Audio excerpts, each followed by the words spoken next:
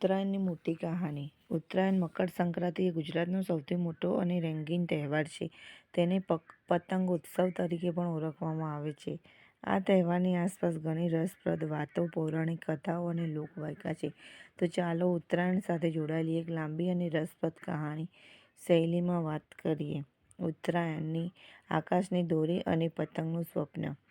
એક વખતની વાત છે, ઘણા વર્ષો પહેલાં, જ્યારે ગુજરાતના ગામડામાં હજુ વીજળીના થાંભલા નહોતા આવ્યા, ત્યારે એક નાનકડા ગામમાં રહેતો હતો એક છોકરો. નામ હતું તેનું કાના. કાના ખૂબ જ ગરીબ હતો, પણ તેના મનમાં આકાશ જેટલું મોટું સ્વપ્ન હતું. તેને બસ એક જ વસ્તુ ગમતી, પતંગ ઉડાડવી. દર વર્ષે ઉત્તરાયણ આવતું ત્યારે ગામના બધા બાળકો નવી નવી રંગબેરંગી પતંગો લઈને છત પર ચડી જતા. કાના પાસે પૈસા નહોતા, તેથી તે પોતાના જૂના કપડાના ટુકડા, વાંસની પટ્ટીઓ અને ચોપડીના કાગળની પોતાની પતંગ બનાવતો. પણ તેની પતંગ હંમેશા થોડી જ ઊંચે ઉડતી અને પછી તૂટી પડતી. એક વર્ષે ઉત્તરાયણ પહેલાંની રાતે કાના ખૂબ રડ્યો. તેના બાપુજીને કહ્યું, બેટા, પતંગ ઊંચી ઉડે એ માટે દોર મજબૂત હોવી જોઈએ, પણ સૌથી મોટી વાત તો મનની મજબૂતી છે. જો મનમાં વિશ્વાસ હોય તો પતંગને, આકાશને પણ સ્પર્શી શકાય. આ વાત સાંભળીને કાનાએ નક્કી કર્યું કે આ વખતે તેની પતંગ સૌથી ઊંચી ઉડશે. તેણે રાતભર જાગીને એક ખાસ પતંગ બનાવી, ખૂબ મોટી, લાલ પીળી, અને તેની દોરમાં તેણે પોતાના બાપુજીના જૂના ધોતીના ટુકડાને મજબૂત કરીને બાંધી. દોરને તેણે મનની દોર નામ આપ્યું.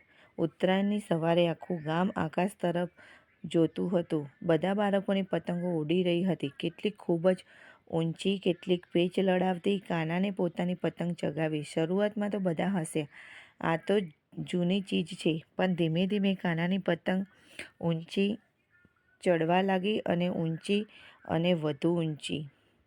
ગામમાં લોકો આશ્ચર્યચકિત થઈ ગયા. પતંગ આકાશમાં એટલી ઊંચી ગઈ કે તે વાદળોને સ્પર્શતી લાગતી. કાના બસ દોર પકડીને ઊભો રહ્યો. તેના મનમાં વિશ્વાસ હતો કે આ પતંગ મારા સપનાને લઈને જશે. અચાનક એક મોટો પવન આવ્યો. બધાની પતંગો તૂટી પડી, પણ કાનાની પતંગ વધુ ઊંચી ગઈ. દોર ખેંચાઈ રહી હતી, પણ કાનાને છોડી નહીં. છેવટે પતંગ એટલી ઊંચે ગઈ કે તે દેખાતી બંધ થઈ ગઈ.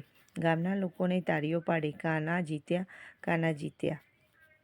પણ કાના રડી પડ્યો. તેની પતંગ તો દેખાતી નહોતી, દોર પણ હાથમાંથી સરી ગઈ હતી. તે વિચારતો હતો કે મારી પતંગ ક્યાં ગઈ? ત્યારે તેના બાપુજીએ કહ્યું, બેટા, પતંગ તો તારા સપના સાથે આકાશમાં ઉડી ગઈ છે. તે હવે મુક્ત છે. તને અને તારું સ્વપ્ન પણ મુક્ત થયું છે. ઉત્તરાયણ એટલે જ આ સૂર્ય તરફ જાય છે, અંધારું ઓછું થાય છે, પણ આપણા મનની પતંગો પણ ઊંચી ઉડે છે.